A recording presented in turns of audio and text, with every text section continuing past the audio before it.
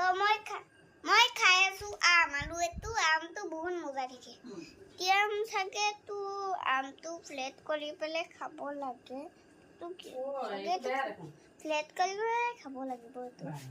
ও ভাই ফ্লেটটো বহুত মজাকে ফ্লেট হৈ আছে ফ্লেট কৰি পেলাই খাব লাগিব এইটো ওই ফ্লেটটো বহুত মজাকে হৈ আছে বহুত মজা দেখি আছে ফ্লেট নাও টেস্টি